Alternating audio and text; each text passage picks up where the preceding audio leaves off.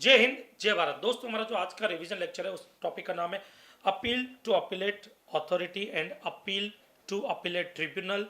High court, supreme court की appeal, revisionary authority के cases, non appealable cases क्या होते हैं, उन सब के बारे में हम डिस्कस करेंगे। तो हमारा पूरा टॉपिक है अपील्स एंड रिवीजन। एक तरह से ये जो चैप्टर है, ये टॉपिक हम आज इसका रिवीजन करेंगे। इसका रिवीजन करने से पहले मैं आपको इस चैप्टर का एक ओवरव्यू देना चाहूँगा। उस ओवरव्यू के बाद स्पीड से मैं उस ओवरव्यू को एक बार लिखूंगा। आपको लिखना हो तो लिख लेना, नहीं भी लिखना हो तब भी चलेगा आपको, क्योंकि इसमें पूरा अच्छे खासे से हमने कवर किया है। ओके, तो आपको ये वीडियो शुरू करने से पहले मैं आपको बताना चाहूँगा कि बेटा, अगर आपको हमारा कोई भी वीडियो पसंद आता है, हमारी मेहनत आपको पसंद आती है, तो बेटा प्लीज़ उसको लाइक जरूर करें और हमारे चैनल को सब्सक्राइब जरूर करें, ताकि आपको नोटिफिकेशन मिलेगा। आपके लाइक की वजह से हमें मोटिवेशन मिलता है। ओके, तो बड़ा शुरू करते हैं। अपील्स एंड रिवीजन क्या है, कैसे, किस हिसाब से, इसका एक ओवरव्यू लेते हैं, एक छोटा सा ओवरव्यू लेते हैं। मान लीजिए कि मैं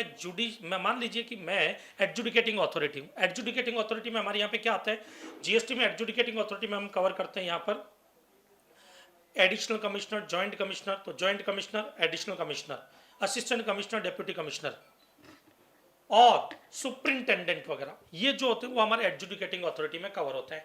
मैं एडजुडिकेटिंग अथॉरिटी हूँ, मतलब मैं एडिशनल कमिश्नर, जॉइंट कमिश्नर हो सकता हूँ, या सुप्रिंटेंडेंट हो सकता हूँ, या assistant commissioner, deputy commissioner of GST भी हो सकता हूँ। अब ध्यान से सुनना, मैंने आप लोगों को एक नोटिस भेजा। आप कौन? आप असेसी हो, आप टैक्सेबल पर्सन, रजिस्टर्ड पर्सन हो। मैंने आपको एक नोटिस भेजा कि भाई short levy, non levy, short payment, non payment का केस है, आपने टैक्स कम पे किया है, हम आपसे 10 लाख रुपीज़ का टैक्स वसूल क्यों ना करें। शोकोज नोटिस भेजा आपको। हो सकता है शोकोज नोटिस से पहले हमने आपके वहाँ पे इंस्पेक्शन करवाया हो, इन्वेस्टिगेशन करवाया हो, वो पॉसिबिलिटी भी है, ऑडिट वगैरह करवाया हो। बाद में जब आपको नोटिस भेजा गया, बट आपको ये भी पता कि नोटिस भेजने से पहले, शोकोज नोटिस इशू करने से पहले एक बार हम आपको बुलाएंगे। बुला करके हम आपसे बात करेंगे कि भाई हमको शोकोज नोटिस आपको इशू करना है, हम आपको शोकोज नोटिस इशू क्यों ना करें, आप कारण बता दो। अगर आप जस्टिफिकेशन दे देते हो और हमको लगता है कि आपका पॉइंट सही है, तो हम शोकोज नोटिस इशू ही नहीं करेंगे वहाँ पर। उस केस में शोकोज नोटिस इशू ही नहीं होगा, बिल्कुल इशू नहीं होगा।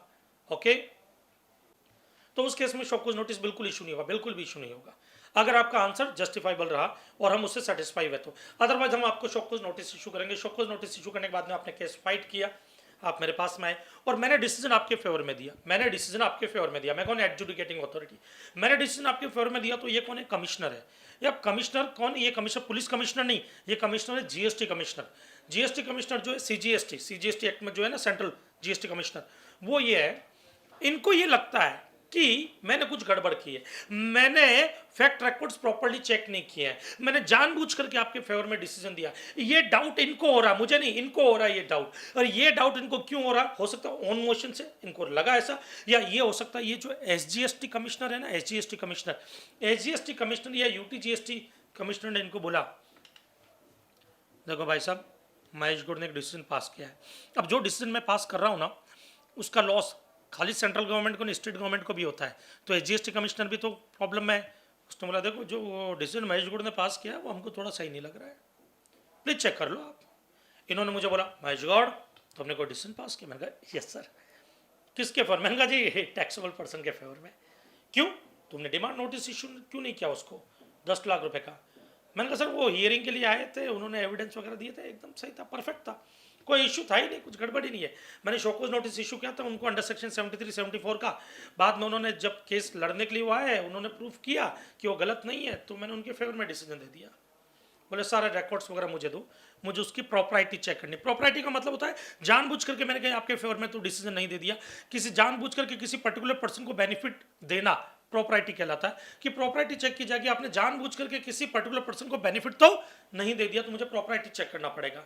तो यहाँ पर प्रॉपर्टी चेक कर रहे हैं कि मैंने जानबूझ करके आपको कोई बेनिफिट तो नहीं दिया। तो सारे लीगल डॉक्यूमेंट्स वगैरह जो भी केस से रिलेटेड इन्फॉर्मेशन डॉक्यूमेंट्स थे, सब मैंने इनको सबमिट किया। सबमिट करने के बाद इन्होंने चेक किया, और चेक करने के बाद लगा कि मैं गलत हूँ। तो इन्होंने मुझे बोला, ये क्या किया महेश गौड़? इन्होंने डांटा, पागल हो गए तुम, अक्ल नाम की चीज नहीं है, ये ऐसे कोई चेक करता है? अंडर टेबल कितना पैसा लिया? और मैंने कहा नहीं नहीं नहीं सर, बिल्कुल नहीं, बिल्कुल नहीं, राम राम राम, ये गलत बात नहीं, गलत बात नहीं, रियल में ऐसा नहीं डाटा जाता है, इंस्ट्रक्शन दिए जाते हैं। इन्होंने मुझे इंस्ट्रक्शन दिए, महेश तुमने जो डिसीजन दिया वो गलत है, एक काम करो उसको रिव्यू के लिए डालो। मैंने कहा रिव्यू के लिए? बोले रिव्यू के लिए अपीलेट अथॉरिटी के पास जाएगा केस, और रिव्यू के लिए मैं अपीलेट अथॉरिटी के पास केस भेजूंगा, और वहां तक केस भेजने का टाइम पीरियड होगा विद इन 6 मंथ। जिस दिन आपको आपको आपको डिमांड नोटिस या आपके फेवर में डिसीजन दिया, तो उसका जो ऑर्डर जो है ऑर्डर, वो ऑर्डर आपको कम्युनिकेट हुआ, उसके विद इन 6 मंथ, 6 महीने के अंदर अंदर, 6 महीने के अंदर अंदर हम जा सकते हैं कहाँ पर, अपीलेट अथॉरिटी के पास में। वहाँ पे commissioner appeal, additional commissioner appeal, joint commissioner appeal वो बैठे रहते हैं। वहाँ पे हम एप्लीकेशन देंगे अपील 03 फॉर्म में रिव्यू के लिए, 1 मंथ का एक्सटेंशन मिल सकता है अगर वैलिड रीजन हो तो। केस नंबर 2, मैंने आपके खिलाफ डिसीजन दे दिया। जैसे ही आपके खिलाफ मैंने डिसीजन दिया, आप केस हार चुके हो। आप अगर केस हार गए तो आप क्या करोगे, आप जाओगे अब अपीलेट अथॉरिटी के पास। आपके लिए टाइम पीरियड होता है 3 मंथ्स और 1 मंथ का एक्सटेंशन होता है अगर वैलिड रीजन होने पर। आप अपील 01 फॉर्म आता है, वो फॉर्म फिल करोगे, यहाँ पे जाओगे, आपको प्री डिपॉजिट देना पड़ता है इसके लिए। ये प्री डिपॉजिट वगैरह क्या होता है हम आगे डिस्कस करेंगे डिटेल में। सिर्फ समझ लो कि जो भी लाइबिलिटी आप एक्सेप्ट करते हो, मान लो मैंने आपके खिलाफ डिसीजन दिया कि आपको 10 लाख रुपया भरना पड़ेगा, 10 लाख में से आपने जो भी लाइबिलिटी आपने एक्सेप्ट की है, वो लाइबिलिटी प्लस जो डिस्प्यूटेड अमाउंट है जिसके लिए आप अग्री नहीं हो, डिस्प्यूटेड टैक्स का अमाउंट, नॉट पेनल्टी, टैक्स का अमाउंट, उसका 10% आपको प्री डिपॉजिट देना पड़ता है। वो देने के बाद में ही आप यहाँ पे अपील फाइल कर सकते हो। और यहाँ पर अपील आपने फाइल की, यहाँ पे अगर आप केस हार गए तो फिर आप कहाँ जाओगे, ट्रिब्यूनल में। और अगर हम हार गए तो हम ट्रिब्यूनल में अपील कर सकते हैं, अपीलेट ट्रिब्यूनल के पास में जाएंगे। अपीलेट ट्रिब्यूनल में हार गए तो हम हाई कोर्ट के पास में जाएंगे। बट कुछ केसेस होते हैं जो डायरेक्ट सुप्रीम कोर्ट के पास में जा सकते हैं, बराबर है, तो सुप्रीम कोर्ट के पास में भी डायरेक्ट केसेस जा सकते हैं। यहाँ पर एक और केस आता है रिविजनरी अथॉरिटी। रिविजनरी अथॉरिटी क्या होती है, मान लो कि सबऑर्डिनेट्स ऑफ रिविजनरी अथॉरिटी कोई ऑर्डर पास करता है, जैसे मैंने ऑर्डर पास किया, बराबर है। अब जैसे मैंने आपके खिलाफ ऑर्डर पास किया तब तो ठीक है, बट आपके फेवर में ऑर्डर पास किया तो रिविजनरी अथॉरिटी उस केस को रिव्यू करेगी कि वो ऑर्डर सही था या नहीं था। रिविजनरी अथॉरिटी 6 महीने बाद पिक्चर में आती है। जैसे ही मैंने आपके फेवर में ऑर्डर पास किया, आपके फेवर में ऑर्डर पास किया तो उसके 6 मंथ तक तो कमिश्नर उसको रिव्यू कर सकता है, चेक कर सकता है। बट कमिश्नर चेक करने के बाद खुद कोई डिसीजन नहीं लेगा, वो हमको डायरेक्शन देगा कि हम अपीलेट अथॉरिटी के पास रिव्यू के लिए जाए, वो खुद कोई ऑर्डर पास नहीं कर सकता। लेकिन 6 महीने बाद रिविजनरी अथॉरिटी जो होती है वो उस केस में इन्वॉल्व होती है, जो 6 महीने बाद इन्वॉल्व होगी, आफ्टर 6 मंथ और 3 ईयर्स से पहले पहले इन्वॉल्व होती है। और वो जो रिविजनरी अथॉरिटी होती है वो यहाँ पर क्या डिसीजन लेती है, वो क्या करती है कि भाई वो आपके इस केस को रिव्यू करेगी। वो रिव्यू करेगी, मुझसे सारे डिटेल डॉक्यूमेंट्स वगैरह मांगेंगे, और रिव्यू करने के बाद उन्होंने मुझे बोला कि मिस्टर गॉड आपने गलत डिसीजन पास किया है, और फिर वो एक नया ऑर्डर पास करती है, वो आपके खिलाफ है, तो आप अपीलेट ट्रिब्यूनल में जा सकते हो, बराबर। या मान लो रिविजनरी अथॉरिटी ने आपके फेवर में ही ऑर्डर पास किया जो मैंने किया, तो जो हायर अथॉरिटी होती है रिविजनरी अथॉरिटी की, वो उससे सेटिस्फाई नहीं है, तो वो इंस्ट्रक्शन दे सकती है कि हम अपीलेट ट्रिब्यूनल में जाएं। तो उस केस में फिर अपीलेट ट्रिब्यूनल में भी केस जाता है, तो डिपार्टमेंट भी केस लेकर के अपीलेट ट्रिब्यूनल में जाता है। फिर कुछ केसेस डायरेक्ट सुप्रीम कोर्ट में चले जाते हैं अपीलेट ट्रिब्यूनल में हारने के बाद। कुछ केसेस अगर क्वेश्चन ऑफ लॉ है तो डायरेक्ट ट्रिब्यूनल में जाते हैं, जैसे प्लेस ऑफ सप्लाई का केस, वो डायरेक्ट ट्रिब्यूनल में जाता है, जो नेशनल बेंच और रीजनल बेंच के केसेस होते हैं। कुछ केसेस होते हैं जो हाई कोर्ट में पहले जाते हैं, वहां पे अगर आप हार गए तो फिर आप कहाँ जाओगे, सुप्रीम कोर्ट में। ये पूरा प्रोसीजर आप यहाँ पर पढ़ने वाले हो। ये पढ़ने के लिए देखो, पहले आपको एक, मैं वापस बोल रहा हूँ, एक यहाँ पर पहले लिख करके पूरा समझाऊंगा क्या प्रोसेस होता है, कैसे कैसे फ्लो होता है। उसके बाद में उनका प्रोसीजर हम यहाँ पे डिटेल में पढ़ेंगे। अपीलेट अथॉरिटी का प्रोसीजर क्या होता है, बराबर है, उसके ये पॉइंट्स। अपीलेट ट्रिब्यूनल का प्रोसीजर क्या होता है, उसके पॉइंट्स।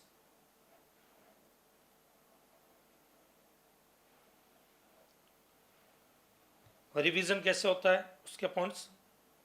हाई कोर्ट की अपील के पॉइंट्स। सुप्रीम कोर्ट अपील जिनके खिलाफ अपील नहीं हो सकती, और प्री डिपॉजिट का एक चार्ट, बराबर है।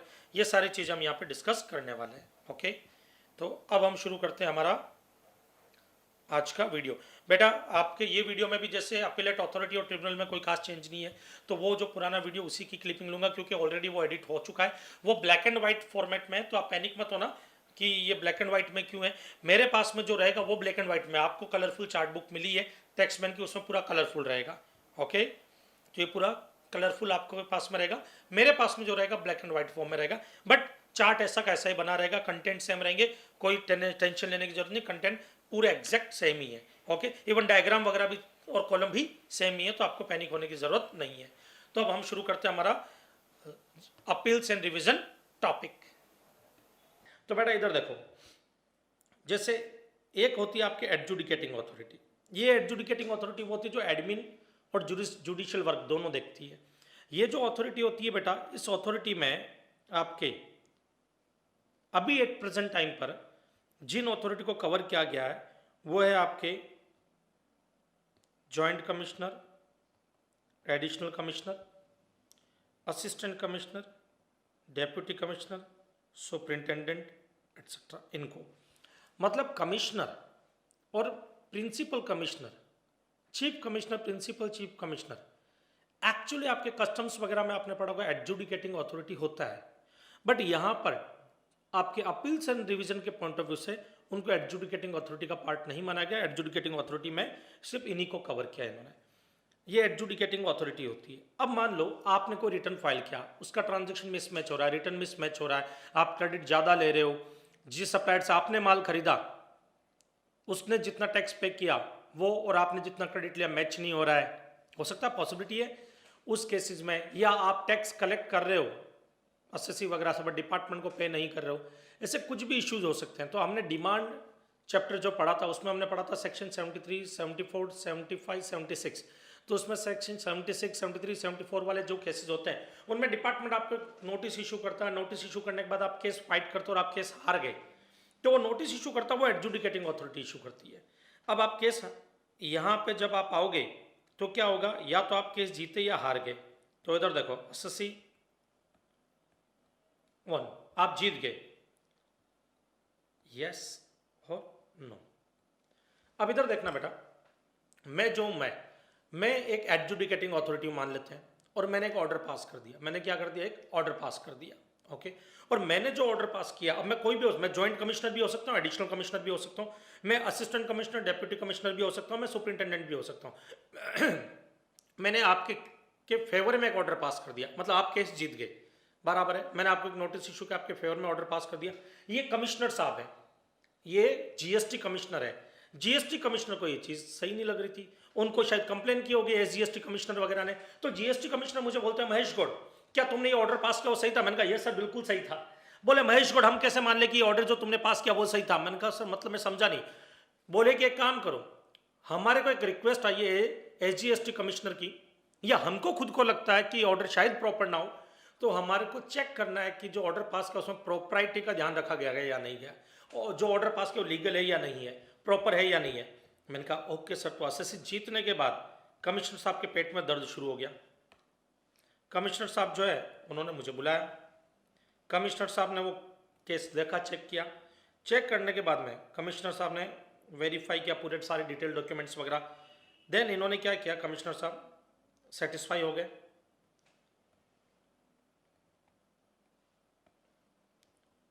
Commissioner satisfied. अब यहां पे आता है यस, तब तो स्टॉप, केस आगे जाएगा ही नहीं।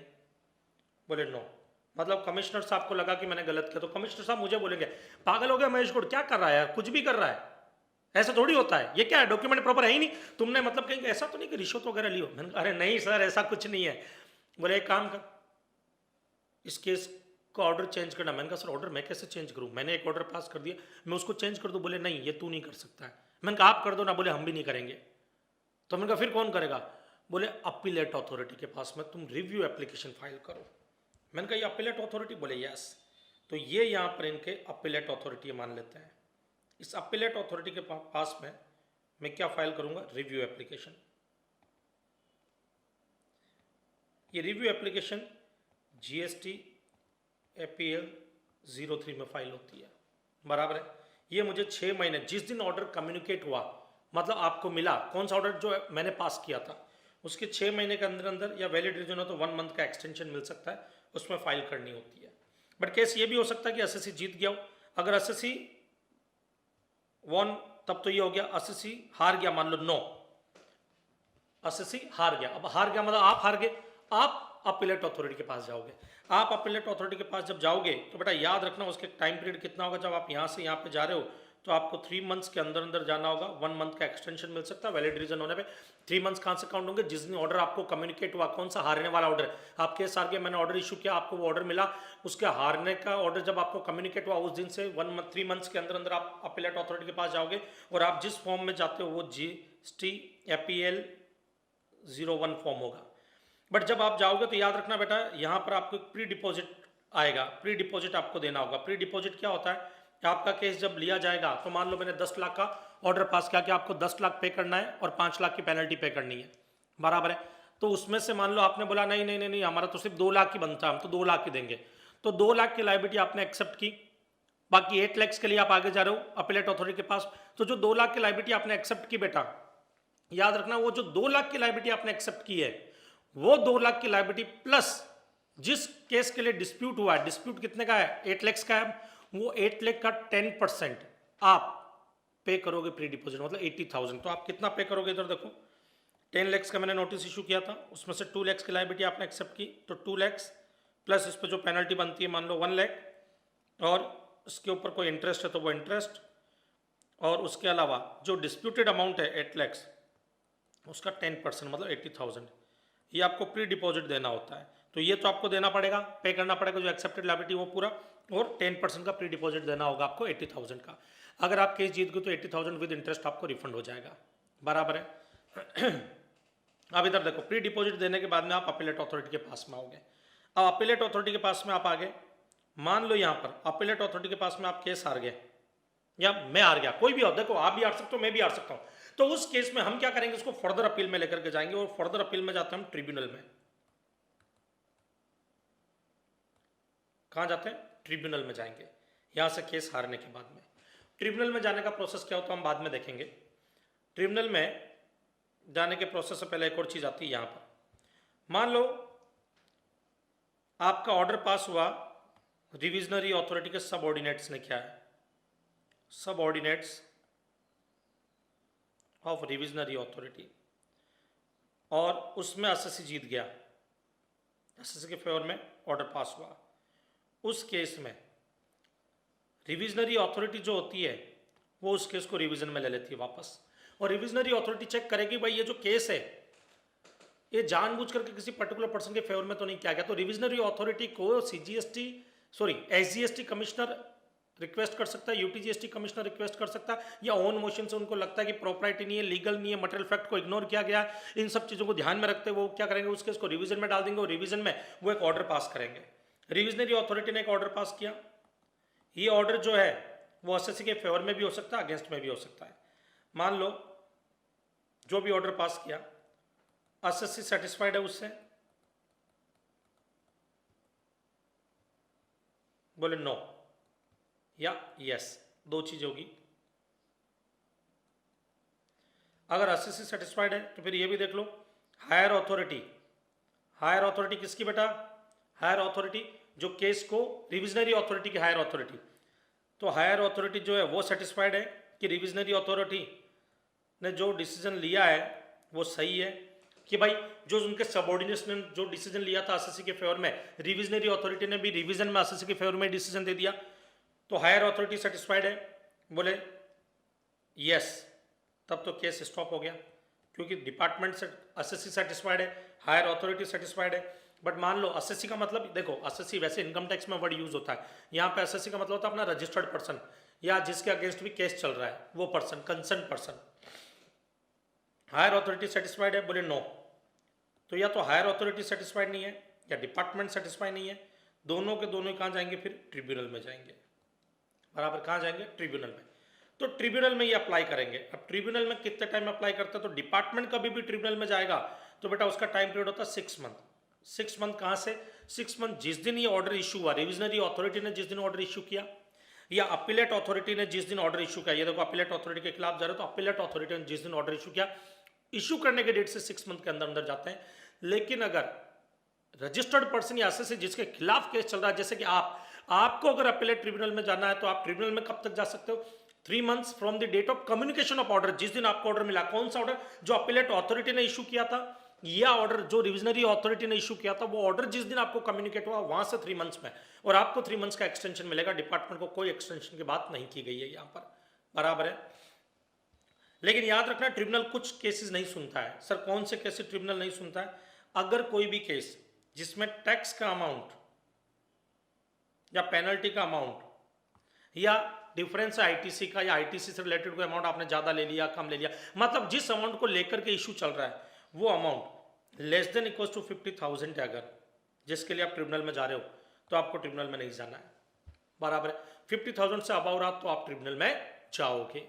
ओके, तो बेटा ये जो प्रोसेस है पूरा वही हमारे को यहाँ पर पढ़ना है कि अपीलेट अथॉरिटी के पास में आप कैसे जाते हो, ट्रिब्यूनल में आप कैसे जाते हो, क्या प्रोसीजर आपको फॉलो करना पड़ता है, उन सब के लिए। तो ये जो है एक बार आप चाहो तो इस चीज़ को ड्रॉ कर लो ताकि आपको आइडिया रहे, और नहीं भी करोगे चलेगा।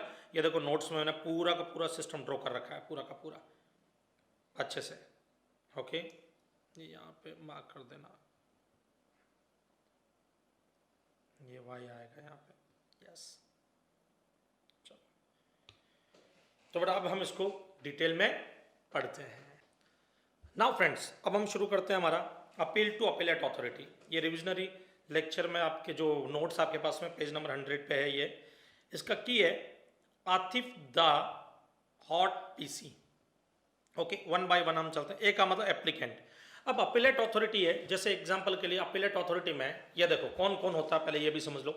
ये अपीलेट अथॉरिटी में हमारे हैं कौन, कमिश्नर अपील, ये जॉइंट कमिश्नर अपील, और ये एडिशनल कमिश्नर अपील। ये तीनों अपीलेट अथॉरिटी में होता है। किसके पास केस जाएगा, किसके पास आप अप्लाई करोगे? मैं तो कौन हूं, एडजुडिकेटिंग अथॉरिटी, जिन्होंने एक ऑर्डर पास किया। अब आप हार चुके हो, आपको इधर जाना है, मान लो ये वाला केस लेकर के चलते हैं। तो इनके पास कौन एप्लीकेंट हो सकता है? एप्लीकेंट आप भी हो सकते हो और मैं भी हो सकता हूं। मैं कब हो सकता हूं? जब कमिश्नर मुझे डांटे कि मैंने गलत ऑर्डर पास कर दिया, आप रिव्यू के लिए अप्लाई करो, तो मैं रिव्यू के लिए जाऊंगा इनके पास में, बराबर। तो एप्लीकेंट कौन हो सकता है? एसएससी भी हो सकता है। दूसरा, कमिश्नर के डायरेक्शन पे सबऑर्डिनेट्स जो होते हैं, एडजुडिकेटिंग अथॉरिटी होती है, वो अप्लाई कर सकती है। Appeal bye agreed party. अब अपील कैसे करोगे, कौन करेगा, कैसे जाएगा? तो इधर देखो बेटा, अपील के लिए याद रखना, इधर देखो ये एक चार्ट बनाया मैंने, इसको समझो। जैसे ये एडजुडिकेटिंग अथॉरिटी है, जिन्होंने ऑर्डर पास किए हैं। ओके, पहला एसएससी का केस लेते हैं। आप अगर अपील करते हो अपीलेट अथॉरिटी में, तो आप क्या करोगे? अगर मैं एडिशनल कमिश्नर या जॉइंट कमिश्नर हूं, मैंने ऑर्डर पास किया आपके खिलाफ, तब आप जाओगे कमिश्नर अपील के पास। किसके पास जाओगे? कमिश्नर अपील के पास। लेकिन अगर मैं असिस्टेंट कमिश्नर, डेप्यूटी कमिश्नर या सुपरिंटेंडेंट हूं और मैंने ऑर्डर पास किया, तो आप जाओगे जॉइंट कमिश्नर अपील के पास, अपील करोगे। ओके, लेकिन अगर मान लो डिपार्टमेंट मुझे अपील करनी हो और मुझे कमिश्नर ने बोला जाओ रिव्यू के लिए अप्लाई करो, तो मैं रिव्यू के लिए एप्लीकेशन दूंगा, तो मैं किसके पास जाऊंगा? अगर मैं एडिशनल कमिश्नर या जॉइंट कमिश्नर हूं जिसने ऑर्डर पास किया, उस केस में अपील किसके पास की जाएगी? Not below the rank of joint commissioner. तो जॉइंट कमिश्नर या उसके ऊपर के रैंक के ऑफिसर्स ही होंगे, बराबर। इसका मतलब एडिशनल कमिश्नर हूं तो मैं जॉइंट कमिश्नर के पास जा सकता हूं। मैं अगर जॉइंट कमिश्नर हूं तो फिर रिव्यू के लिए एप्लीकेशन किसको दी जाएगी? कमिश्नर या उसके ऊपर की रैंक के ऑफिसर्स को। दूसरा मतलब commissioner appeal, not below the rank of joint commissioner appeal होगा, ये अपील करना है यहाँ पर। Additional commissioner, deputy commissioner, superintendent ने ऑर्डर पास किया, तो एडिशनल कमिश्नर अपील के पास जाऊंगा। ओके, किनके? Additional commissioner appeal. तो पहला कमिश्नर अपील, दूसरा जॉइंट कमिश्नर अपील, तीसरा एडिशनल कमिश्नर अपील। तो कब किसके ऑर्डर के खिलाफ किस अथॉरिटी के पास जाओगे अपीलेट अथॉरिटी में, वो बताया गया यहाँ पर। नाउ तो अपील बाय डिपार्टमेंट भी हो गया। नेक्स्ट आ जाओ, टाइम लिमिट। टाइम लिमिट कितनी होती है? एसएससी के लिए 3 मंथ्स और 1 मंथ होती है, जिस दिन आपको कम्युनिकेट होगा, और डिपार्टमेंट के लिए 6 मंथ और 1 मंथ होती है, जिस दिन भी कम्युनिकेशन हुआ, जिस दिन भी ऑर्डर आपको मिला वहां से। नेक्स्ट आता है कौन से फॉर्म में? एसएससी जाता है एपीएल 01 में और डिपार्टमेंट जाता है एपीएल 03 फॉर्म में। डिसीजन का मतलब होता है कि मान लो आप अपील करते हो, कौन कर रहा है? आप अपील कर रहे हो। तो जब आप अपील करोगे तो आपको, मैंने एक ऑर्डर पास किया उसके खिलाफ जा रहे हो, तो उसकी कॉपी भी सबमिट करनी होती है इनको। ओहो सर, कॉपी कब तक सबमिट कर देनी होती है? जिस दिन भी आप अपील करते हो उसके 7 दिन में सबमिट कर देनी होती है। सर 7 दिन के बाद करें तो 7 दिन के बाद जिस दिन आप कॉपी सबमिट करोगे वो डेट एप्लीकेशन की डेट होगी। तो याद रखना बेटा, कहीं ऐसा ना हो जाए कि वो डेट, मान लो जैसे एग्जांपल के लिए 1 जुलाई को मैंने आपको ऑर्डर पास किया था, तो जुलाई, अगस्त, सितंबर, 30 सितंबर तक आपको अपील कर देनी थी। ऑर्डर 1 जुलाई को आपको मिल गया था, पास मैंने किया जून में, आपको 1 जुलाई को मिल गया था, तो 3 मंथ्स के अंदर अंदर आपको इनके पास एप्लीकेशन देनी, अपील करनी है। तो इसका मतलब जुलाई, अगस्त, सितंबर, 30 सितंबर तक आप एप्लीकेशन फाइल करोगे। मान लो आपने 29 सितंबर को इनको एप्लीकेशन दे दी, बराबर है। अब जब अप्लाई कर दिया कब? 29 सितंबर को, तो आपको मेरे ऑर्डर की कॉपी भी देनी होगी। वो कॉपी अगर आप 7 दिन में दे दोगे तब तो 29 सितंबर को मान लिया जाएगा आपकी एप्लीकेशन फाइल होगी। बट आपने मान लो 10 अक्टूबर को दी, मतलब 7 दिन के बाद, तो 10 अक्टूबर आपकी एप्लीकेशन की डेट मानी जाएगी। तब तक तो 3 महीने खत्म हो चुके हैं बेटा आपके, तो आपकी एप्लीकेशन टाइम बार्ड हो जाएगी। तो ऐसे रिस्क मत लेना। ये देखो एग्जांपल के साथ यहाँ पे मैंने समझाया, तो इसको एक बार आप देख लेना। ना फ्रेंड्स, तो हमारा नेक्स्ट पॉइंट आता है वो है deposit, pre deposit. Pre deposit क्या होता है बेटा? जब कभी भी आप कोई भी केस अपीलेट अथॉरिटी के पास में लेकर के जाते हैं तो आपको 10% डिस्प्यूटेड अमाउंट का 10% आपको प्री डिपॉजिट देना पड़ता है, और जो भी एडमिटेड लायबिलिटी वो आपको पे करनी पड़ेगी। जैसे सपोज करो कि आपका केस जो चल रहा था एडजुडिकेटिंग अथॉरिटी के पास में, उसमें उन्होंने 10 लाख रुपीस का ऑर्डर आपके खिलाफ पास किया और बोला कि 5 लाख रुपीस की आपकी पेनल्टी है। तो पेनल्टी 5 लाख रुपीज़ की, 10 लाख का उन्होंने ऑर्डर पास किया। मान लो इसमें से आप 2 लाख रुपीज़ की लाइबिलिटी एडमिट करते हो, आपको लगता है कि 2 लाख रुपीज़ की आपकी लाइबिलिटी है, तो ये जो 2 लाख रुपीज़ की लाइबिलिटी है वो आपको पे करनी पड़ेगी, बराबर है। प्लस इस पर लगने वाली पेनल्टी मतलब 1 लाख रुपीज़ वो आपको पे करना पड़ेगा, और कोई इंटरेस्ट है तो वो भी आपको पे करना पड़ेगा। ये आप पहले पे कर दो, बराबर है। अब डिस्प्यूट कितने अमाउंट का रहा है? डिस्प्यूट रहा आपके बेटा 8 लाख रुपीज़ का, ये डिस्प्यूटेड अमाउंट है जो आप पे करना नहीं चाहते हो। तो ये जो डिस्प्यूटेड अमाउंट है इसका 10% आपको प्री डिपॉजिट देना पड़ेगा। तो 8 लाख का 10% कितना होगा? 80,000, बराबर। वो आपको क्या देना पड़ेगा बेटा? Pre deposit. इसमें एक अमेंडमेंट आया है, वो क्या, इसकी एक लिमिट दे दी गई, ceiling limit 25 crore of CGST, बराबर है। मतलब आप किसी भी हाल में CGST में 25 करोड़, SGST में 25 करोड़, और अगर IGST का अमाउंट है तो 50 करोड़ से ज़्यादा का प्री डिपॉजिट नहीं दोगे। जैसे एग्जांपल के लिए मान लो कोई IGST की लाइबिलिटी आ रही है मेरी, बराबर है, IGST की लाइबिलिटी है, और IGST की जो लाइबिलिटी है वो मान लेते हैं 1000 CR की है, 1000 CR है, जिसमें से 10 CR में एक्सेप्ट करता हूं, बट 100 CR में एक्सेप्ट करता हूं, बट 900 CR में एक्सेप्ट नहीं करता। तो 100 CR में पे करूंगा डिपार्टमेंट को, जो मेरी एडमिटेड लायबिलिटी है, प्लस इस पर जो इंटरेस्ट आएगा वो इंटरेस्ट पे करूंगा, प्लस इसकी जो पेनल्टी होगी वो पे करूंगा। बट जो 900 CR है ये डिस्प्यूटेड अमाउंट है, तो इसका 10% कितना होता है? 90 CR। तो मुझे 90 CR प्री डिपॉजिट देने की जरूरत नहीं है, मैं मैक्सिमम प्री डिपॉजिट कितना दूंगा? 50 CR। ये कब की बात है बेटा? जब आप अपेलेट अथॉरिटी के पास में जाते हो तो प्री डिपॉजिट की मैक्सिमम लिमिट कितनी है? IGST है तो 50 CR, और अगर CGST SGST का केस है तो सबका 25 CR। ओके, तो आ जाओ इधर। Ceiling of 25 crore for CGST and 50 crore for IGST। Additional grounds, कुछ ऐसे ग्राउंड्स हैं जब आपके और मेरे बीच में डिस्प्यूट हुआ था, जब मैंने आपको नोटिस इशू किया था 73, 74, 76 वाला, उस वक्त आप कुछ ग्राउंड्स या कुछ डिटेल डॉक्यूमेंट्स लेकर के नहीं आ पाए। वो ग्राउंड्स अगर अब आप रखना चाहते हो तो आप रख सकते हो, बट उसका पीछे एक वैलिड रीजन होना चाहिए कि आप मेरे पास में नहीं ला पाए। उसका रीजन था कि आपके पास उस वक्त वो अवेलेबल नहीं थे, या आप लेकर के आए और मैंने रिजेक्ट कर दिया। मतलब लाया पर ठुकराया या नहीं ला पाया, ये कीवर्ड याद रखो, लाया पर ठुकराया। आप तो लेकर के आए थे मेरे पास में जब केस आपके और मेरे बीच में चल रहा था 73, 74, 76 वाला, बट मैंने उस वक्त उनको रिजेक्ट कर दिया। मैंने बोला कि मैं नहीं मानता इन एविडेंस को। तब आप वो एविडेंस इनके सामने प्रेजेंट कर सकते हो, वो एडिशनल ग्राउंड्स भी इनके सामने प्रेजेंट कर सकते हो, और या फिर आप लेकर के नहीं आए मेरे पास में क्योंकि उस वक्त आपके पास थे ही नहीं, तो नहीं ला पाया। तो लाया पर ठुकराया मतलब रिजेक्ट कर दिया, या नहीं ला पाया, आपके पास थे नहीं, आपने प्रेजेंट नहीं किया, तो आप यहाँ पे उनको प्रेजेंट कर सकते हो।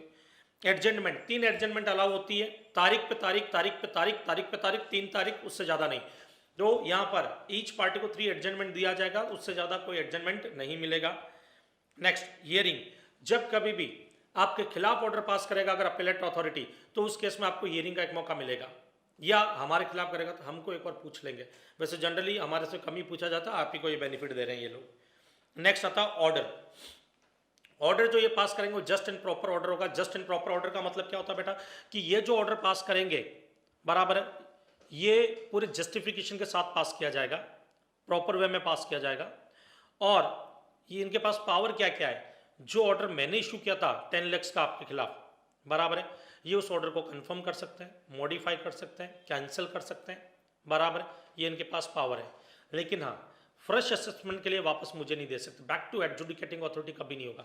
इनको ऑर्डर पास करना पड़ेगा। ये नहीं बोलेंगे महेश गौड़ ये हमको लग रहा है कि ये ऑर्डर में थोड़ा सा गड़बड़ है, तो थोड़ा सा तुझे क्या करना पड़ेगा, यहाँ पर इसको वापस से फ्रेश असेसमेंट कर, वापस से इनको नोटिस भेज, वापस से सारी डिटेल मंगवा। फ्रेश असेसमेंट की पावर इनके पास में नहीं है। ये वापस हमको एडजुडिकेटिंग अथॉरिटी को ऑर्डर नहीं देंगे फ्रेश असेसमेंट के लिए, बराबर है। Now time limit for order, कितने टाइम में इनको ऑर्डर पास कर देना अपेलेट अथॉरिटी को? तो एडवाइजरी टाइम लिमिट है बेटा 1 ईयर, मतलब जनरली 1 ईयर में कर देना चाहिए, बट पक्का नहीं है, गारंटी नहीं कि नहीं, या बाउंडेशन नहीं कि 1 ईयर में करना ही करना पड़ेगा इनको। अगर केस थोड़ा लंबा चल रहा है तो टाइम लंबा भी लग सकता है, क्योंकि ये एडवाइजरी टाइम लिमिट है 1 year. Power of appellate authority, इनके पास क्या पावर है? जो पावर मैंने यहाँ पे बताई थी आपको, कि जो ऑर्डर इशू किया गया उसको कंफर्म करना, मॉडिफाई करना, मतलब कैंसिल करना, बराबर है, but shall not refer the case back to the adjudicating authority. Fresh assessment के लिए एडजुडिकेटिंग अथॉरिटी को केस नहीं दिया जाएगा। Communication on disposal of appeal, जैसे अपील इन्होंने डिस्पोज कर दी, the appellate authority shall communicate the order passed by it to the appellant, आपको दिया जाएगा उसका कॉपी, बराबर है। तो आपको एक तो कम्युनिकेट किया जाएगा, रिस्पोंडेंट को कम्युनिकेट किया जाएगा और एडजुडिकेटिंग अथॉरिटी को, भाई हमको भी तो करना पड़ेगा ना कम्युनिकेट। उसके अलावा कॉपी ऑफ ऑर्डर, उस ऑर्डर की कॉपी जो आपके जुरिस्डिक्शनल ऑफिसर्स होते हैं उनको भी दी जाएगी।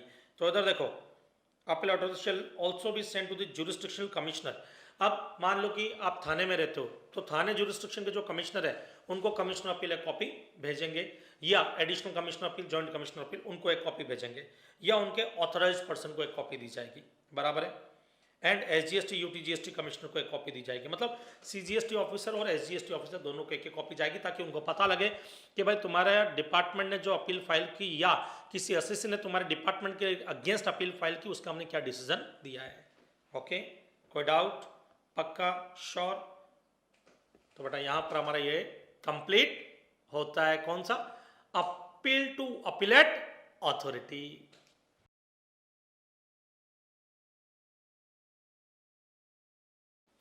नाउ फ्रेंड्स, अब आते हैं appeal to appellate tribunal.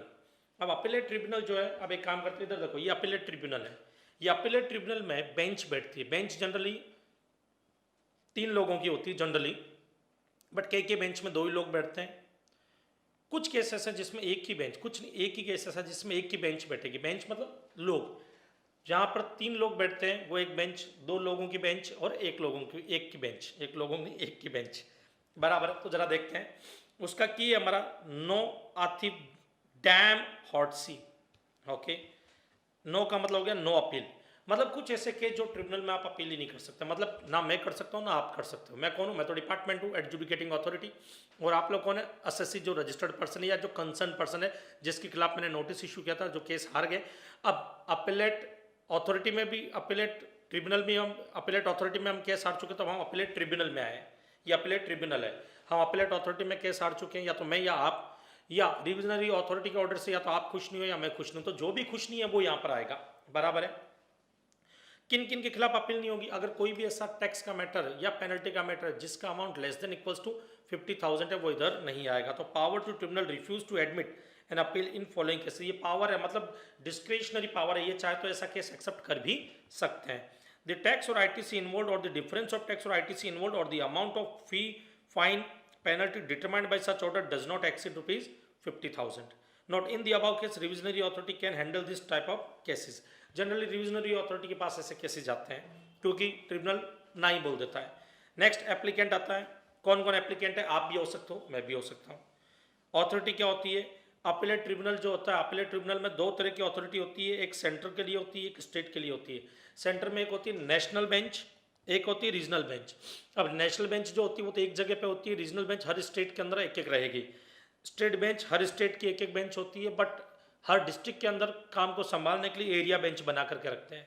Her bench में 3-3 मेंबर होते हैं। खाली नेशनल बेंच के अंदर टेक्निकल मेंबर सेंटर और टेक्निकल मेंबर स्टेट 2 ही मेंबर होते हैं। बाकी सब में रीजनल बेंच में एक जुडिशियल मेंबर होगा, एक technical member centre, technical member state होगा। तो 3-3 मेंबर हर बेंच में जनरली होते हैं ना। अब इधर देखो यहां पे क्या बोलता है, स्टेट गवर्नमेंट में designate the senior most judicial member state as a state president. कोई भी जो स्टेट बेंच होती है आपके, उसका जो प्रेसिडेंट होता है, वो प्रेसिडेंट किसको डिक्लेयर कर दिया जाता है? जो सीनियर जुडिशियल मेंबर होता है उनको। Central government has the power appoint appellate tribunal of one state to another state. ध्यान से सुनना, ये अपीलेट ट्रिब्यूनल है किसका? छत्तीसगढ़ का, या सॉरी एमपी का। एमपी का अपीलेट ट्रिब्यूनल है, ये छत्तीसगढ़ स्टेट है। मान लो इनका कोई अपीलेट ट्रिब्यूनल नहीं है, तो सेंट्रल गवर्नमेंट के पास पावर है कि एमपी के अपीलेट ट्रिब्यूनल को बोल दे कि छत्तीसगढ़ के अपीलेट ट्रिब्यूनल के मैटर भी उन्हीं को हैंडल करने हैं। Next, hearing by 2 members. Generally 3 member की बेंच होती है, बट 2 मेंबर भी केस को सुन सकते हैं। अगर कोई वैलिड रीजन है जिसकी वजह से एक मेंबर नहीं आ पा रहा है, बराबर है, तो उसकी एब्सेंस होने का कोई वैलिड रीजन है, तो 2 मेंबर की बेंच भी केस को सुन सकती है। तो generally every bench contain 3 members, but in case of absence of any member in bench due to vacancy or otherwise, hearing by 2 members is allowed only if approval of president is taken। president के approval के बाद में। Hearing bye 1 member, 1 member की hearing कब होती है? तो इधर देखो, कोई भी केस अगर 5 लाख या उससे कम का है, 5 लाख या उससे कम का, और क्वेश्चन ऑफ लॉ नहीं होना चाहिए। क्या नहीं होना चाहिए बेटा? क्वेश्चन ऑफ लॉ नहीं होना चाहिए। वो केसेस एक आदमी की बेंच भी सुन सकती है। Allowed only if amount involved is less than or equals to rupees 5 lakhs and does not involve matter of caution of law। Time limit क्या होती है अपील करने की, तो मैंने आपको बताया था उस चार्ट के अंदर कि आप लोग अपील करोगे, आप एसएससी हो, आप रजिस्टर्ड पर्सन हो या आप कंसर्न पर्सन हो, आप अपील करते हो, तो उस केस में बेटा याद रखना आपके लिए टाइम लिमिट है 3 मंथ्स प्लस 3 मंथ्स। कब से? जब से जो ऑर्डर जिसके खिलाफ अपील करे वो ऑर्डर आपको कम्युनिकेट हुआ, रिसीव्ड हुआ, ना कि इशू हुआ। लेकिन डिपार्टमेंट अगर अपील करता है तो जो ऑर्डर इशू हुआ उस डेट से 6 महीने के अंदर अंदर जा सकता है। हमारे को कोई एक्सटेंशन नहीं मिलेगी, आप लोगों के लिए एक्सटेंशन है 3 मंथ्स में आप अपील कर सकते हो और 3 मंथ्स की एक्सटेंशन है आपको, बराबर है। फॉर्म एसएससी एपीएल 05 फॉर्म में जाता है और डिपार्टमेंट एपीएल 07 फॉर्म में जाता है। फी अपील फाइल करने से पहले आपको फी पे करनी पड़ेगी और वो फी आपकी कितनी होगी? ₹1000 फॉर एवरी 1 लाख। अब मान लो सपोज फॉर एग्जांपल के लिए आप कोई केस लेकर के जा रहे हो, वो केस 20 लाख का है, तो 1 लाख के ऊपर कितना? 1000, मतलब 20,000 की आपको फी पे करनी पड़ेगी। मान लो सर वो केस 20,50,000 का है, तब क्या होगा? 20,50,000 का कोई मैटर इन्वॉल्व है जिसके खिलाफ आप अपील में जा रहे हो, तो आपको 21,000 की फी पे करनी पड़ेगी। अच्छा सर मान लो 30 लाख का मैटर है तो 30,000 पे करना पड़ेगा? नहीं बेटा। क्यों सर? क्योंकि मैक्सिमम 25,000 ही है, उससे ज़्यादा नहीं। तो 25,000 और 10 और आपका कितना? 1,000 रुपीज़ फॉर एवरी 1 लाख, बराबर है ना। नेक्स्ट आते हैं रेक्टिफिकेशन एरर के लिए। अगर आप कभी भी अपीलेट ट्रिब्यूनल में जाते हो कि अपीलेट ट्रिब्यूनल ने कोई ऑर्डर पास किया जो सही नहीं था या कुछ एरर आपको मिली और उसको आप रेक्टिफाई करवाना चाहते हो, तो आपको कोई फी नहीं देनी होगी ना। डिसीजन, जिस ऑर्डर के खिलाफ आप जा रहे हो, जैसे आपने अपील की, इनको अपील करने के 7 डेज के अंदर अंदर उस डिसीजन की या ऑर्डर की कॉपी आपको सबमिट करनी होगी इनके पास में ना। फ्रेंड्स, तो नेक्स्ट पॉइंट आता है डिपॉजिट का हमारे इसमें भी डिपॉजिट का जो इन्होंने बोला है वो क्या है, जरा ध्यान से सुनो। अगर आप ट्रिब्यूनल में केस लेकर के जाते हो तो आपको यहाँ पे भी प्री डिपॉजिट देना पड़ेगा। प्री डिपॉजिट कितना को? जो आपकी एडमिटेड लायबिलिटी है, एडमिटेड लायबिलिटी, वो पूरी की पूरी आपको पे करनी पड़ेगी। और जो डिस्प्यूटेड अमाउंट है टैक्स का डिस्प्यूटेड अमाउंट, उसका 20% आपको पे करना पड़ेगा। सर 20%? यस 20%। ओके सर 10% तो आपने अपीलेट अथॉरिटी के पास केस लेकर के गए थे तब अपन ने पे कर दिया था, तो 10% और यहाँ पे करना है? नहीं बेटा, पूरा 20% यहाँ पे करना, मतलब 10% ऑलरेडी आप अपीलेट अथॉरिटी के पास केस लेकर के गए थे तब पे कर चुके हो, उसके अलावा 20% और करना पड़ेगा, मतलब टोटल 30% प्री डिपॉजिट आपको यहाँ पर देना पड़ेगा। ओके, तो मतलब ये 20% आप ट्रिब्यूनल के लिए, 10% ऑलरेडी आपने कहाँ पे दे दिया था? अपीलेट अथॉरिटी के पास जब केस गया था तब। उसके अलावा ये 20% है। ये 20% किसका? 20% ऑफ डिस्प्यूटेड टैक्स अमाउंट का, नॉट पेनल्टी का, टैक्स अमाउंट का आपको पे करना पड़ेगा। बट इसमें भी एक लिमिट है। सर कितनी लिमिट है? इसमें लिमिट है बेटा, और आईजीएसटी का केस है तो 100 CR which ever is less, मतलब 100 करोड़ से ज्यादा आप पे नहीं करोगे अगर आईजीएसटी का केस है तो। सीजीएसटी एसजीएसटी के केस में 50 CR सीजीएसटी का, 50 CR एसजीएसटी का सीलिंग लिमिट इन्होंने दी है, उससे ज्यादा पे नहीं करोगे। जैसे एग्जाम्पल के लिए मान लो मुझे सीजीएसटी एक्ट के अकॉर्डिंग 1000 CR पे करना है, सीजीएसटी एक्ट के अकॉर्डिंग, उसमें से मैं एडजुडिकेटिंग अथॉरिटी के पास केस हार गया हूं, तो मैंने क्या किया? 200 CR लायबिलिटी एक्सेप्ट कर ली, 800 CR के खिलाफ मैं ट्रिब्यूनल में जा रहा हूं। अब मैं एडजुडिकेटिंग अथॉरिटी के पास में हारा, फिर मैं अपीलेट अथॉरिटी के पास में भी केस हार गया, अब मैं कहाँ जा रहा हूँ? ट्रिब्यूनल में जा रहा हूँ। तो ये जो 800 करोड़ है इसका 20%, इसका 20% कितना है बेटा? 160 CR और 50 CR which ever is less, क्योंकि सीजीएसटी के लिए कितना? 50 करोड़, एसजीएसटी के लिए 50 करोड़, और आईजीएसटी की बात होगी बेटा यहाँ पर तो कितना हो जाएगा? 100 CR। ओके, मान लो यही अगर आईजीएसटी एक्ट का अमाउंट होता, आईजीएसटी एक्ट का अमाउंट होता तो आईजीएसटी एक्ट का अमाउंट होता तो यहाँ पे 50 CR की जगह कितना था? 100 CR which ever is less. Okay, तो आ जाओ जरा यहाँ पे बेटा। Pre deposit 20% of tax in dispute, 100% of admitted liability, tax, interest, fine, fee, penalty जो भी वो आपको पे करनी है। उसके आगे इन्होंने बोला where the appeal is to be filed before the appellate authority और the appellate tribunal, the maximum amount payable shall be 50 crore in case of CGST और ₹100 crore in case of IGST. तो इधर देखो बेटा, ये अपीलेट अथॉरिटी की बात कर रहा हूँ, अपीलेट अथॉरिटी मतलब ट्रिब्यूनल, बराबर है, और दी अपीलेट ट्रिब्यूनल, तो अपीलेट अथॉरिटी 2 मिनट ये यहाँ पे चेंज करना बेटा, ये अपीलेट अथॉरिटी नहीं आएगा यहाँ पर, यहाँ पे ट्रिब्यूनल आएगा। Where the appeal is to be filed before the appellate tribunal, the maximum amount payable shall be ₹50 crore in case of CGST and 100 crore in case of IGST. Okay, appellate tribunal के अंदर कितना रहेगा आपका लिमिट? 25, 25 और 50। Note, where the appellant has made the pre deposit, the recovery proceeding for the balance amount shall be deemed to be stayed. इसका मतलब अगर मैंने प्री डिपॉजिट दे दिया तो गवर्नमेंट क्या करेगा, मैंने 20% दे दिया, इधर तो कोई यही केस ले लेता हूं मैं, मैंने मान लो कि यहाँ पर ये 20% पे कर दिया। अब 20% पे कर दिया तो जो बाकी का 80% तो बाकी है ना, 20% प्री डिपॉजिट दे दिया, बाकी का 80% की रिकवरी ऑटोमेटिक रुक जाएगी, ऑटोमेटिक गवर्नमेंट रोक देगी, रिकवरी के लिए मुझे परेशान नहीं किया जाएगा जब तक केस का डिसीजन नहीं आ जाता है। Additional grounds, yes additional grounds आप यहाँ पर दे सकते हो। कौन से, अगर वो ग्राउंड्स आपने प्रेजेंट नहीं किए थे किसी वैलिड रीजन की वजह से अपीलेट अथॉरिटी के पास में, रिविजनरी अथॉरिटी के पास में या एडजुडिकेटिंग अथॉरिटी के पास में, तो यहाँ पर आप प्रेजेंट कर सकते हो। या फिर ये भी बोला जा सकता है यहाँ पर बेटा क्या कि आप लेकर के गए थे अपीलेट अथॉरिटी के पास में, एडजुडिकेटिंग अथॉरिटी के पास में, रिविजनरी अथॉरिटी के पास में, बट उन्होंने उसको रिजेक्ट कर दिया, आप यहाँ पे उनको प्रेजेंट कर सकते हो।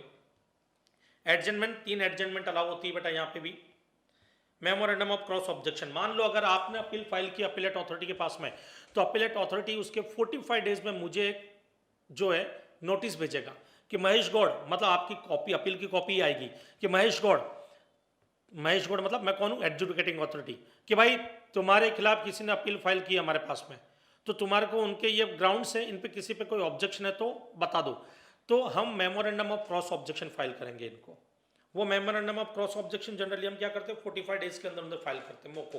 तो 40 जिससे हमको नोटिस मिलेगा उसके 45 डेज में हम इनको मोको फाइल करेंगे। तो जब आप इनको अपील करोगे उसके बाद ये हमको नोटिस भेजेंगे, बराबर। नोटिस जैसे हमको मिलेगा उसके 45 डेज में मोको फाइल करेंगे मेमोरेंडम ऑफ क्रॉस ऑब्जेक्शन। मान लो किसी वैलिड रीजन से डिले हो रहा है तो उस केस में हमको फर्दर 45 डेज का एक्सटेंशन भी मिल सकता है, 45 डेज तक का एक्सटेंशन मिल सकता है। और तो मतलब टोटल मैक्सिमम 90 डेज के अंदर हमको मोको फाइल करना पड़ेगा। अगर हमने मोको फाइल नहीं किया है, बराबर, कि हमारे को आपके ग्राउंड्स पे किन किन ग्राउंड्स पे ऑब्जेक्शन है वो मोको हमने फाइल नहीं किया, तभी डिपार्टमेंट फिर विदाउट मोको ही केस को आगे बढ़ाएगा। हियरिंग का मौका दिया जाएगा अगर आपके खिलाफ ऑर्डर पास किया जा रहा है तो, बराबर, तो एक रीजनल अपॉर्चुनिटी दी जाएगी अपीलेंट को। Order just and proper order होगा। After making necessary inquiries order में भी confirm, modify, annul the order और decision of the appellate authority वगैरह। तो जो भी ऑर्डर पास किया था अपीलेट अथॉरिटी ने या रिविजनरी अथॉरिटी ने, उस ऑर्डर को कैंसिल करना, कंफर्म करना, मॉडिफाई करना, बराबर, ये उनके पास राइट है। इवन यहाँ तक कि फ्रेश असेसमेंट के लिए बैक टू एडजुडिकेटिंग अथॉरिटी के पास में भी भेज सकते हैं। जो अपीलेट अथॉरिटी नहीं कर पा रहा था वो अपीलेट ट्रिब्यूनल कर सकता है। अपीलेट ट्रिब्यूनल अगर कोई भी ऑर्डर जो है, इनको लगता है कि आपका जो केस है थोड़ा कॉम्प्लिकेटेड है, ये चाहते हैं कि एडजुडिकेटिंग अथॉरिटी फ्रेश असेसमेंट करे उसका, तो ये वापस हमारे को केस दे देंगे, बोलेंगे कि फ्रेश असेसमेंट करके फिर आप इस केस को देखो एक बार। तो note, tribunal can refer the case back to the appellate authority और टू द रिविजनरी अथॉरिटी और to the original adjudicating authority. Appellate authority को भी दे सकती है, रिविजनरी अथॉरिटी को भी दे सकती है, और मैं एडजुडिकेटिंग अथॉरिटी मुझे भी दे सकती है फ्रेश असेसमेंट के लिए। Which such direction as it may think fit for a fresh adjudication और decision after taking additional evidence if necessary. Time limit कितना होता है ऑर्डर पास करने का? एडवाइजरी टाइम लिमिट है बेटा वही जनरली 1 ईयर का, 1 ईयर के अंदर अंदर उनको ऑर्डर पास कर देना, बट ये कंपल्सरी कि 1 ईयर में होना ही होना है, ये एडवाइजरी टाइम लिमिट है। तो जनरली 1 ईयर में कर देंगे, थोड़ा बहुत टाइम ऊपर भी लगता तो चलता है। कॉपी ऑफ ऑर्डर, सीधी सी बात है बेटा, जो ऑर्डर इन्होंने पास किया उसकी कॉपी किसके पास में जाएगी? जुरिस्डिक्शनल कमिश्नर के पास में जाएगी, बराबर है। और कौन सा CGST का और SGST का और UTGST का जुरिस्डिक्शनल कमिश्नर, तो उनके पास में भी कॉपी जाएगी, या उनके ऑथराइज्ड पर्सन के पास में कॉपी देते हैं। कौन सी कॉपी? जो ऑर्डर ये पास करेंगे उसकी एक copy. Okay. Rectification of error, मान लो डिपार्टमेंट को, ट्रिब्यूनल को खुद को लगता है कि इन्होंने ऑर्डर पास करने में कुछ गड़बड़ कर दी है, तो ये खुद उसको रेक्टिफाई कर सकते हैं। बट अगर इनको ऐसा नहीं लगता है, बट आपको ऐसा लगता है आपको कि भाई कुछ गड़बड़ है यहाँ पे, तो आप रेक्टिफिकेशन ऑफ एरर के लिए इनको अप्लाई कर सकते हैं। एप्लीकेशन आप 3 मंथ्स के अंदर अंदर दे सकते हैं। जिस दिन उन्होंने ऑर्डर पास किया वहाँ से 3 मंथ्स के अंदर अंदर आपको एप्लीकेशन देनी होती है, ताकि ये उसको रेक्टिफाई कर सके। प्री डिपॉजिट ऑलरेडी हम कर चुके हैं इतना, बट अब हम यहाँ पे शुरू कर रहे हैं। Order which can be revised, revision of order, कौन कौन सा ऑर्डर का रिवीजन किया जा सकता है? तो अभी आपने अपीलेट अथॉरिटी का देख लिया, अपीलेट ट्रिब्यूनल का देख लिया, अब जरा रिविजनरी अथॉरिटी के बारे में समझते हैं। मान लो बेटा कि मैं सबऑर्डिनेट्स ऑफ रिविजनरी अथॉरिटी हूँ। जनरली क्या एडजुडिकेटिंग ऑफिसर जो होते हैं वही हाल फिलहाल के लिए सबऑर्डिनेट्स ऑफ रिविजनरी अथॉरिटी का पार्ट माना जाते हैं।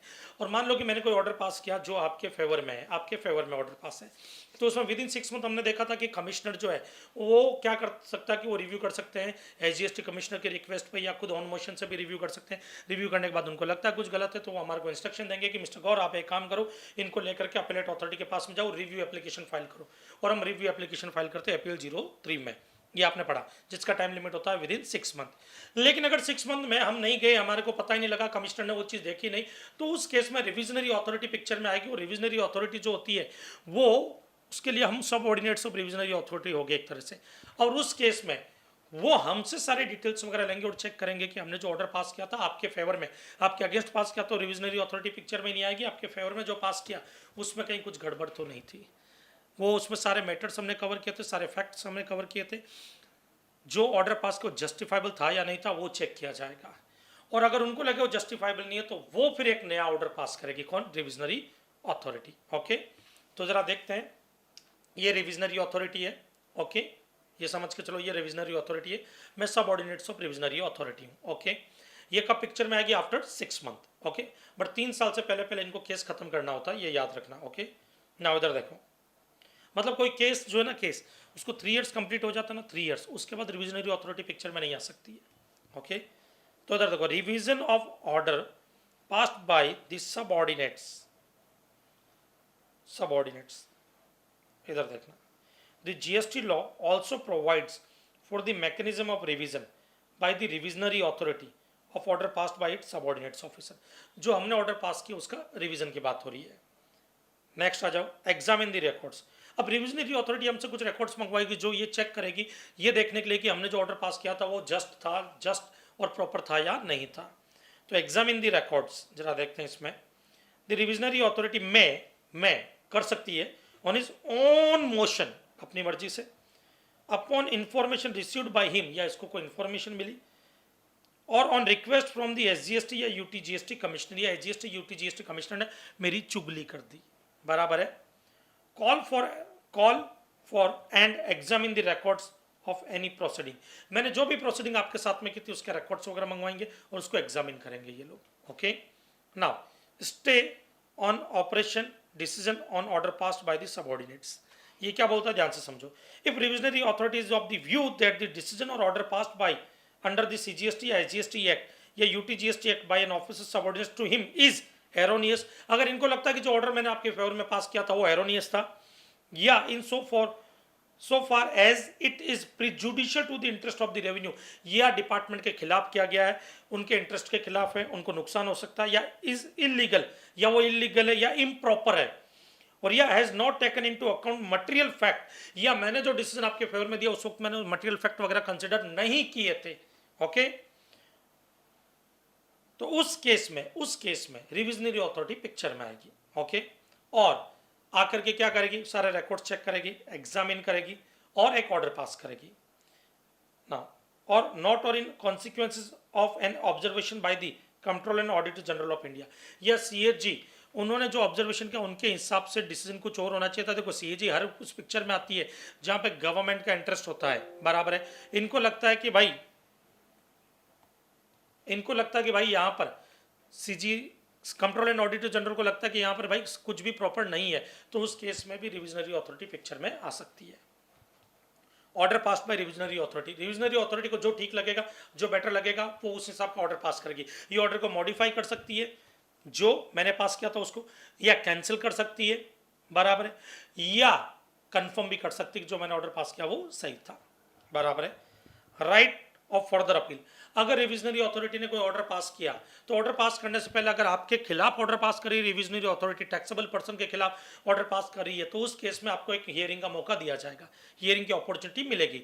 अब इधर देखना बेटा, यहां पर अगर उन्होंने आपके खिलाफ ऑर्डर पास किया तो आप अपीलेट ट्रिब्यूनल में फर्दर अपील कर सकते हो। लेकिन अगर उन्होंने डिपार्टमेंट के खिलाफ ऑर्डर पास किया, मतलब डिपार्टमेंट जो ऑर्डर पास किया उसी ऑर्डर को कंफर्म कर दिया, मतलब जो ऑर्डर मैंने आपके फेवर में पास किया था उसी को इस रिविजनरी अथॉरिटी ने कंफर्म कर दिया, तो higher authority of revisionary authority होती है, वो इस चीज को एक बार चेक करेगी। अगर वो सेटिस्फाई नहीं है तो वो इंस्ट्रक्शन देगी कि अपीलेट ट्रिब्यूनल में जाने के लिए, कि हम अपीलेट ट्रिब्यूनल में अपील करें। ओके, रिविजनरी अथॉरिटी का ऑर्डर अगर आपके फेवर में है, बराबर है, उस केस में higher authority of revisionary authority अगर सेटिस्फाई नहीं है तो ही ये स्टेप लिया जाएगा। Okay, now the revisionary authority after giving the person concerned an opportunity of being heard and after making such further inquiry as may be necessary pass such order as he thinks just and proper including enhancing, modifying, annulling, मतलब cancel the said decision और order. Every revision order shall be subject to further appeal to the tribunal, high court और supreme court, be final and binding on the parties. Tribunal ने भी अगर आपके खिलाफ order pass कर दिया तो आप कहाँ जा सकते हो, हाई कोर्ट में, और उसके खिलाफ हाई कोर्ट ने आपके खिलाफ किया तो सुप्रीम कोर्ट में जा सकते हो। नाउ नो रिवीजन, कुछ केसेस में रिवीजन नहीं हो सकता। किन में नहीं हो सकता? The revisionary authority shall not exercise the power of revision if the order has been subject to an appeal before appellate authority, tribunal, high court और सुप्रीम कोर्ट। अगर कोई भी केस ऐसा जिसका सब्जेक्ट मैटर ऑलरेडी कहाँ पर है, appellate authority या appellate tribunal, high court, supreme court के अंदर अपील होने वाला है, तो उस केस में रिविजनरी अथॉरिटी पंगा नहीं लेगी। इसलिए 6 महीने से पहले पहले रिविजनरी अथॉरिटी नहीं आती है, क्योंकि वो मैटर अपीलेट अथॉरिटी के पास में भी जा सकता है, या अपीलेट अथॉरिटी में हार गए तो आप ट्रिब्यूनल में लेकर के गए तो वो जो मैटर होते हैं जो अपीलेट अथॉरिटी में लड़ा गया या ट्रिब्यूनल में लड़ा जा रहा है या ट्रिब्यूनल में लड़ा गया हाई कोर्ट में लड़ा जा रहा है, वो कभी भी रिवीजन के लिए रिविजनरी अथॉरिटी के पास नहीं आ सकता है। Okay, the period of 6 month from the date of communication of order, order जिस दिन कम्युनिकेट किया मैंने आपसे उससे 6 महीने तक रिविजनरी अथॉरिटी पिक्चर में नहीं आएगी।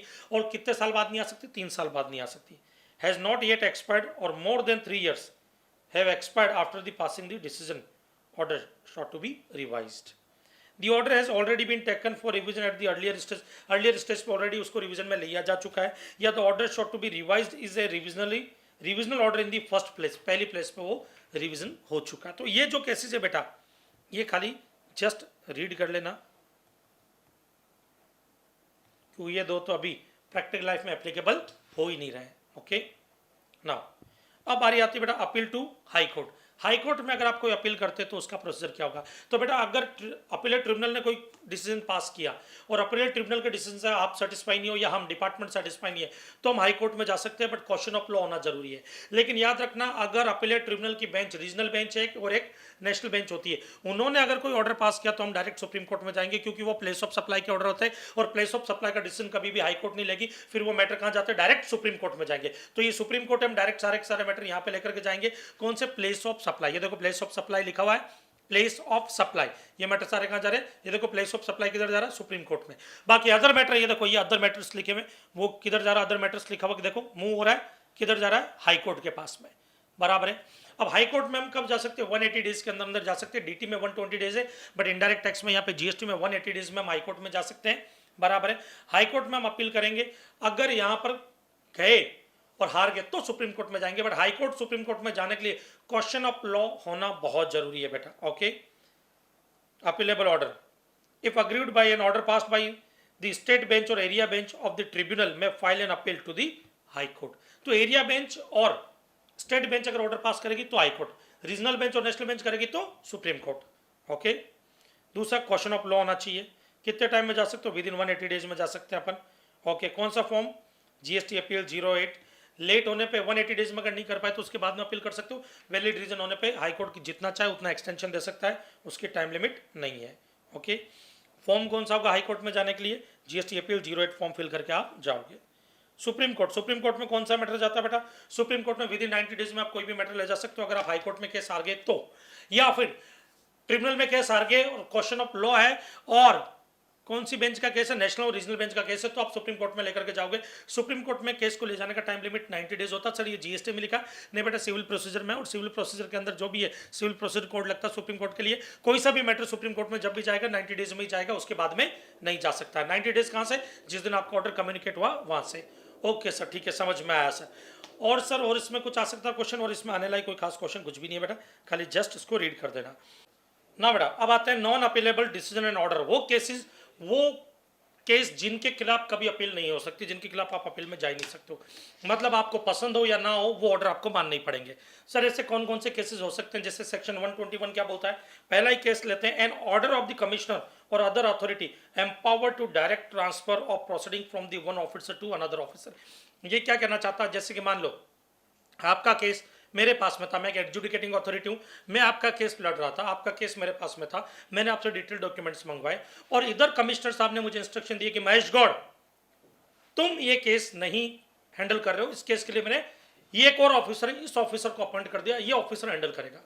अब ये बात आपको नहीं पसंद आ रही है, आप बोल रहे नहीं नहीं नहीं नहीं महेश गौड़ ही हैंडल करेगा, वो सही से हैंडल कर रहा था, वो हमारे फेवर में डिसीजन भी दे सकता था, नहीं नहीं महेश गौड़ नहीं करेगा, आप दूसरा ऑफिसर को अपॉइंट नहीं कर सकते, महेश गौड़ ही हैंडल करेगा, महेश गौड़ के अलावा कोई और हैंडल नहीं करेगा, ये आप लोगों का मानना है, ये आप लोगों का बोलना है। कमिश्नर ने बोला ये हम डिसाइड करेंगे कि कौन केस हैंडल करेगा कौन नहीं करेगा, यहां पर केस महेश गौड़ हैंडल नहीं करेगा, उसकी जगह दूसरा ऑफिसर करेगा। अब आप कमिश्नर को क्या बोलते हो, हम आपकी इस ऑर्डर के खिलाफ अपील में जाएंगे, नहीं जा सकते, नॉन अपीलेबल ऑर्डर है। यहाँ पे डिसीजन कौन लेगा, कमिश्नर लेगा, जो वो बोलेगा वो फाइनल है। नेक्स्ट आते हैं बेटा, an order pertaining to the seizure of retention of books of accounts registered and other documents. अगर सर्च एंड सीज के टाइम में आपके बुक्स ऑफ अकाउंट्स वगैरह रजिस्टर वगैरह कोई भी रिटेन कर लिया गया, सीज कर लिए गए, तो बेटा उस केस में जो वो सीज किए डिपार्टमेंट ने, उनके खिलाफ आप अपील में नहीं जा सकते हो। उनके अलावा an order sanctioning prosecution under the act, department ने कोई प्रोसिक्यूशन वगैरह इशू की इस एक्ट के अंदर, तो उसके लिए भी आप अपील में नहीं जा सकते। और उसके अलावा an order passed under section 80, under section 80 क्या, पेमेंट इन इंस्टॉलमेंट। जैसे कि आप केस हार गए और आपने मुझे बोला कि सर, जैसे कि आप केस हार गए और मैंने 10 लाख रुपीस का आपको डिमांड नोटिस इशू किया, आपने बोला सर 10 लाख रुपीस हम पे कर देंगे बट हमको इंस्टॉलमेंट में पे करने की परमिशन दी जाए। आपने उसके लिए मुझे एप्लीकेशन दी, मैं यहाँ पे मान लो कमिश्नर हूँ, आपने मुझे एप्लीकेशन दी कि इंस्टॉलमेंट में आपको परमिशन दे दूँ पे करने की, तो वो एप्लीकेशन मैंने रिजेक्ट कर दी और मैंने बोला नहीं आपको इंस्टॉलमेंट में नहीं, आपको पूरा पैसा एक साथ ही देना होगा। मुझे लगता है कि आप शायद बाद में नहीं दोगे, भाग जाओगे, निकल जाओगे, कहीं कोई लूप होल्स ढूंढ लोगे या कहीं पे चले गए तो फिर हम कहाँ ढूंढते रहेंगे। तो मैंने आपको बोल दिया नहीं, पूरा पूरा पैसा एक ही साथ आपको लमसम देना है। आपकी एप्लीकेशन मैंने रिजेक्ट कर दी, उस एप्लीकेशन के खिलाफ आप अपील में नहीं जा सकते हो। ओके, ये इंपॉर्टेंट है बेटा, ध्यान रखना ये वाला। नेक्स्ट है mandatory pre deposit. Pre deposit already आप हम देख चुके हैं, प्री डिपॉजिट का वापस एक बार देख लेते हैं। अपीलेट अथॉरिटी के पास में कोई भी केस जाता है तो 100% लाइबिलिटी जो आपने एक्सेप्ट की है वो 100% लाइबिलिटी आपको पे करनी पड़ेगी, एक्सेप्टेड लाइबिलिटी। और जो एक्सेप्ट नहीं करो, जिसके खिलाफ आप केस लेकर के जा रहे हो अपीलेट अथॉरिटी के पास में, उस केस में बेटा आपको जो डिस्प्यूटेड टैक्स का अमाउंट, नॉट पेनल्टी, टैक्स का अमाउंट, उसका आपको 10% प्री डिपॉजिट देना पड़ता है। बट ये अमाउंट आईजीएसटी का केस है तो 50 करोड़ से ज़्यादा नहीं होना चाहिए, और सीजीएसटी एसजीएसटी का केस है तो 25 करोड़ से ज़्यादा नहीं होना चाहिए। Okay, now next, revisionary authority not applicable. Revisionary authority के पास में कोई केस जाता है तो यहाँ पे तो रिविजनरी अथॉरिटी के पास में जो केस है वो रिविजनरी अथॉरिटी ऑन मोशन से लेती है, एसजीएसटी कमिश्नर की या यूटीजीएसटी कमिश्नर की रिक्वेस्ट पे देखती है, तो उसमें आप खुद चला करके कभी भी टैक्सेबल पर्सन नहीं जाता, तो यहाँ पे कोई भी प्री डिपॉजिट नहीं होगा। बट अपीलेट ट्रिब्यूनल में अगर आप जाते हो तो उस केस में जो भी लायबिलिटी आपने एक्सेप्ट की है वो 100% आप पे कर दो। अगर आप पहले पे कर चुके हो ऑलरेडी तो अब आपको यहाँ पे करने की जरूरत नहीं है, बट यहाँ पर आपको प्री डिपॉजिट 20% देना पड़ेगा। जो भी टैक्स अमाउंट है, जो भी डिस्प्यूटेड टैक्स अमाउंट है, उसका 20% आपको प्री डिपॉजिट देना पड़ेगा, बराबर है। तो एडमिटेड लायबिलिटी और 20% ऑफ डिस्प्यूटेड टैक्स।